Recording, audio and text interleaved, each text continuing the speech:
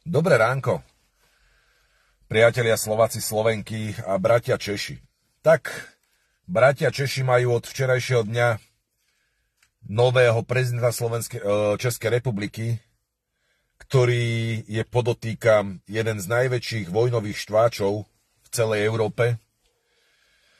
A bojím sa, ako bude Česká republika pod taktovkou tohto vojnového štváča Petra Pavla napredovať. Vyjadril sa, že bude pomáhať Ukrajine a čo ja viem, čo ešte. Za to jeho náprotivník, slovenská prezidentka Ameku Zuzana Čaputová, je podobný animátor, ako bol Richard Sulík. Totižto pre holandskú kráľovskú rodinu toho narobila veľmi veľa. Venovala sa im celé 3 dni. Super, Zuzka. Som zvedavý, či aj tu táto holandská kráľovská rodina spraví nejakú takú škodu, ako spravili návštevníci Richarda Sulíka.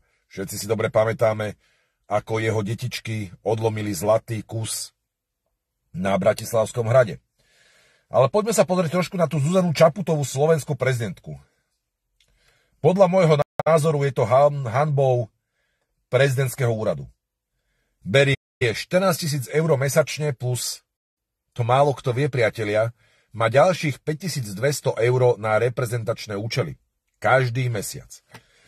Dohromady je to niečo cez 19 000 eur. Keď počítate, že pracovný mesiac má 20-21 dní, tak Zuzana Čaputová zarába denne 950 eur. A keď to chcete spočítať na hodiny, tak je to niečo cez 111 eur na hodinu. Pretože prevažne ten pracovný čas je 8,5 hodín. Takže áno, priatelia, kde idete vy s vašimi nadpriemernými 9-eurovými hodinovými mzdami? Kam sa hrabete na Zuzanu Čaputovú, ktorá má 111 eur na zarobiť za jednu jedinú hodinu? Absolútne by som jej to nezazlieval, keby bola prezidentkou všetkých Slovákov. Na Slovensku máme 5,5 milióna Slovákov, ale Zuzana Čaputová je prezidentkou len pre okruh vybraných ľudí, pre ktorých sa ide roztrhať. Je to hlavne nejakých 6-7% LGBTI komunity. Pre nich robí všetko. Sú to potom nejakí liberálni extrémisti a liberálni demokrati, pre ktorých sa ide roztrhať. Tých je na Slovensku cez možno 200-300 tisíc. Len Zuzana Čaputová si neuvedomuje, že na Slovensku žije aj 1,2 milióna dôchodcov, z ktorých 50%, čo je 600 000 ľudí, žije v chudobe. Oni nerozmýšľajú nad tým, či sa dvaja rovnakého pohlavia zoberú. Oni majú každodenný problém, za čo sa najesť. Niektorým dôchodcom zostávajú 1 až 2 eur na stravu na celý deň. Ale toto Zuzanu Čaputovú ako prezidentku Slovenskej republiky nezaujíma. Taktiež Zuzana Čaputová nie je prezidentkou 50% Slovákov, čo je zhruba 2 milióny pracujúcich Slovákov, ktorí žijú na hranici chudoby. Nie je ich. Ich má úplne na háku. Pre ňu je prednejších 150 000 odidencov z Ukrajiny, o ktorých sa na Slovensku treba starať ako v bavlnke, pretože nedaj Bože by nám ušli. Toto je prezidentka Zuzana Čaputová. Do 24. februára bola prezidentkou len čiste pre zaočkovaných ľudí. Ostatní boli pre ňu čvárga, pliaga, hoaxéri, antivaxéri a čo ja viem čo ešte. Áno, prezidentka Slovenskej republiky nie je pre všetkých Slovákov. Ale na plat sa jej skladáme všetci Slováci. Prezidentka Zuzana Čaputová namiesto toho, aby robila animátorku v posledné 2 dni, mala riešiť krízu, ktorá je na Slovensku. Totiž to není možné, aby Eduard Heger bol stále, aj keď dosluhujúcim premiérom alebo premiér v demisii, nemá tam čo hľadať. Ťahajú nás do vojny. Takže áno, priatelia. Je to hanba prezidentského úradu. Táto Ameku.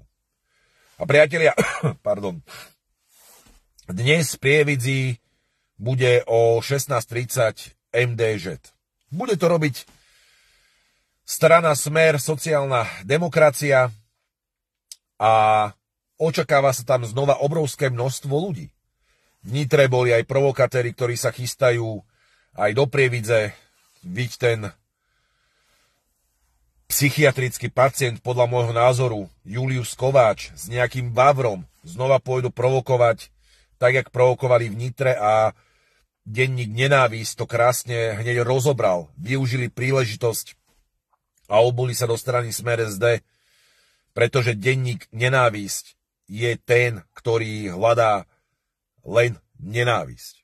To, že tam bolo niekoľko stoviek, možno 1500 občanov, ktorí počúvali a žrali to, čo žrali každé písmeno, čo povedal Robert Fico, to ich nezaujíma. Jedna jediná veta, ktorú Robert Fico povedal, tak touto sa ohoňajú všetky médiá. Ale to, že tam došiel provokatér, to nikoho nezaujíma.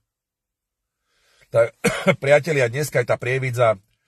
Chcel som tam ísť aj ja, len žiaľ Bohu, mám mierne zvýšenú teplotu, som nejaký prechladnutý, takže je mi ľúto, že dnes s vami v Prievidzi nebudem. Ale nebojte sa, tých akcií bude ešte niekoľko.